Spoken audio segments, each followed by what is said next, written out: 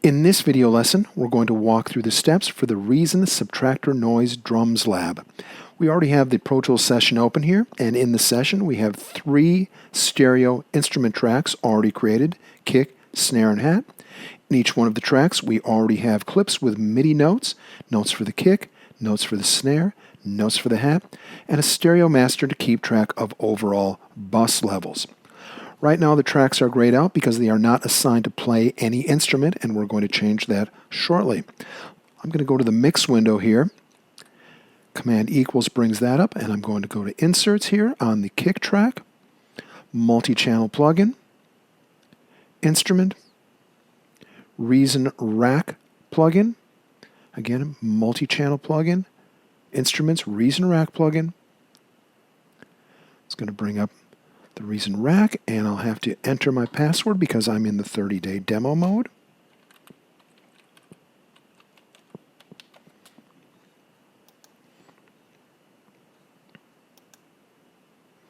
And it gives me a blank Reason rack.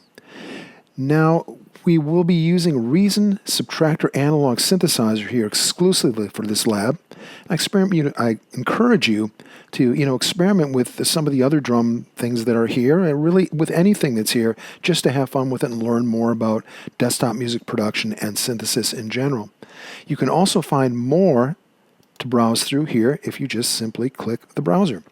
And here are all the synthesizers that are available for you to drag into the rack, not to mention effects, utilities, and players. I'll let you experiment with those at your own convenience. I'm going to close the browser window and just double-click Subtractor Analog Synthesizer. Auto creates the synthesizer. If I tab to the back, flip rack, it automatically makes the connection to the audio out to send its audio into the Pro Tools track in which I have this plugin instantiated. So let's tab here.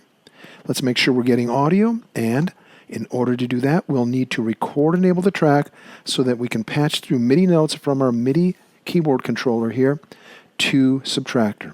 And there we have the sound of a bass guitar. And you can see we have bass guitar for the init patch.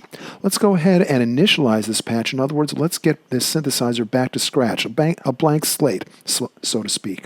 So I'm going to right-click right below where it says patch, right down here to where it says reset device, and reset it. And now it changes it to init patch. Let's hear what we've got now. And we've got a sawtooth wave, and that's it. Okay, so just a sawtooth wave. We want to work here when we're working with our drums. We're going to be using the noise generator pretty much exclusively for this lab. So let's go ahead and turn the noise generator on. And now I'm hearing the noise generator and oscillator 1. If I just want to hear the noise generator, I'm going to have to pan this over to the right. Okay, now I've got it. All right, I've got level controls. That's pretty obvious. Let me play a note and I'll hold it. Okay, color. Let me play a note and I'll hold that. So white noise, down to pink noise, back to white. And now the decay. Let's get a feel for this. I'm going to play and hold a note on the keyboard. And it'll probably maybe 5 or 10 seconds. So let me play a note here. And let's see what happens as the note just keeps sounding.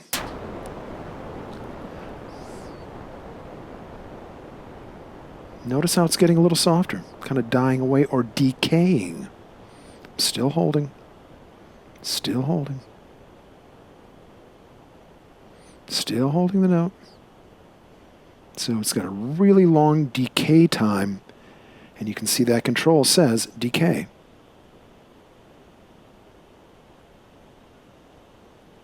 So we'll let go there. Now I'm going to shorten it and play and hold a note. I'm still holding the key, but you can hear that the decay stage of that, and that's an envelope generator. It's an attack and a decay envelope generator, 2-stage. It's already gone through its entire decay stage. So now what I'm going to do is I'm going to put it back to full, and I'm just going to play a note really. I'll just hit it just for a real short burst. And you can hear the sound of the note, the attack, and then as soon as I let go of the key, noise stops completely. So the envelope generator shuts down the amplifier right away. Now what we'll be doing is we'll kind of be working here with the decay along with the release stage of the envelope generator. So now I'm going to go ahead and bonk a key here. But this time I'm going to increase the release right to about there. So now, if I just hit the key for just a real short tap, it takes a while for it to die away. Kind of as if you can thinking about drums, think about striking a cymbal with a stick. It's a real short strike, just a tap, but it rings for quite a long time. And that's what we're doing with our release stage here. Is we have just tap the key, but then it has a longer release time before the amplifier completely shuts down. So we'll leave that back there and we'll experiment as we're doing some programming. So let's work on our kick drum, okay? All right, here we go. I'm going to hit spacebar and just do some programming while the kick drum is playing.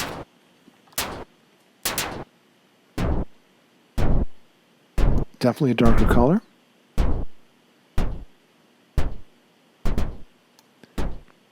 Getting there. Let's lower the filter.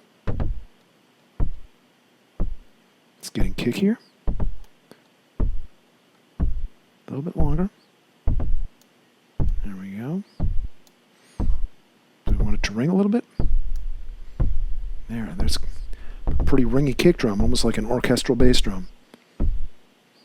I'll leave that right about where it is. Okay, that's a good place to go. Right there. So let's go ahead and hit stop on that. And I'm going to close my Reason rack. Come back to the mix window here. I'm going to go ahead and bring in another subtractor for my snare drum. So Instrument, Reason rack plugin. And I've already authorized it once during this session, so I won't need to do that again. Let's double click that.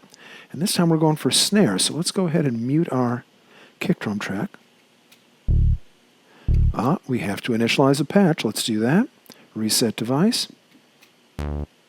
Let's get the noise going. Noise generator. Pan to the right. Well, we definitely want it bright, maybe even a little bit brighter.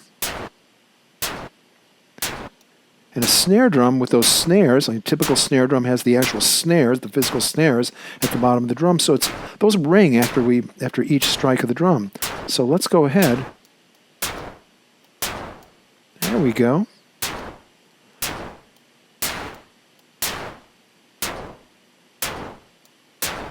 Maybe a little bit more. Let's experiment with this resonance control. Okay, maybe try different filters.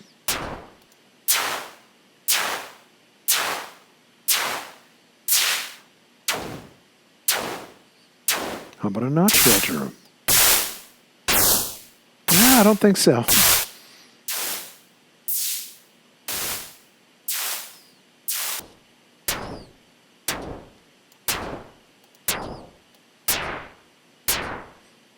There, that's not a bad sounding snare, at least to start with.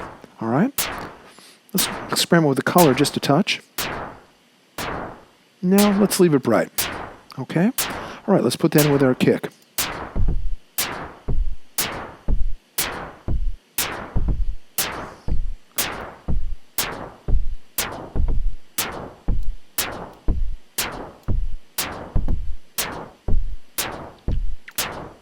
Okay, let's bring in our hat. Let's mute the kick and the snare temporarily. Close our plugin window. Bring up the mix window. Again, Command equals brings that up. Multi-channel plugin, Instrument, Reason rack plugin. And let's get a hat going. Okay, there we go. And let's initialize our patch. Right-click where it says patch. Reset device. Let's go turn on the noise generator, mix to the right, and it's got a nice clicky hat going. So here we go.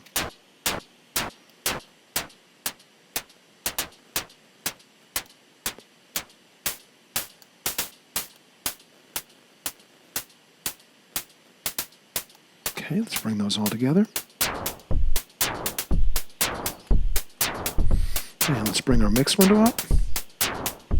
Oops. go. And I'm just going to option click on my pans here. And let's put our hi-hat, a little bit of audience perspective, a little bit to the right. Okay, so we've got our kick, our hat, and our snare, just using the noise generator in Reason Subtractor. Working with, again, noise generator, decay, color, and level controls. The amplitude envelope generator, mainly just the release control. And then our filter, our frequency cutoff control, maybe experiment with the resonance control, just for fun. And then experimenting with our different filter types. Low pass 4-pole, 2-pole, band pass, high pass, and then the notch filter. All right? So that would take us through the programming stage. The next step is going to be saving each one of the individual Subtractor patches that we've created. So I'm going to go back here and make sure, because they all look the same right now. So go back here to my kick. There we go. Right now where it says init patch, I've got two icons here, a folder and a floppy disk. Floppy disk, oh, there it goes, save patch.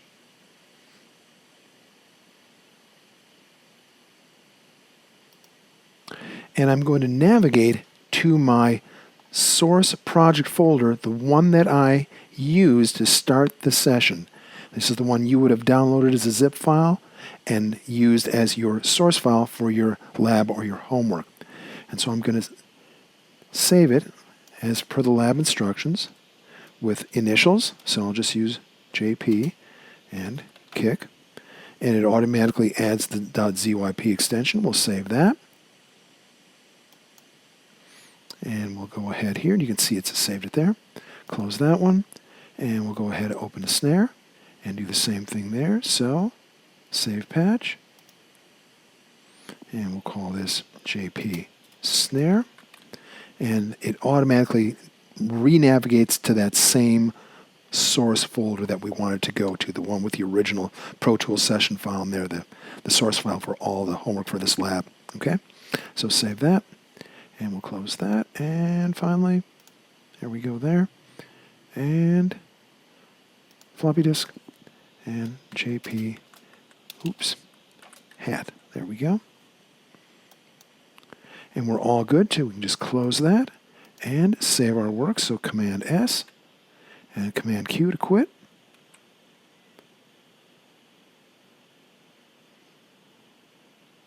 And there we are. And there is our folder here. This was the source folder from where we started. This was the Pro Tools session. That was your source session to open and start work on the file.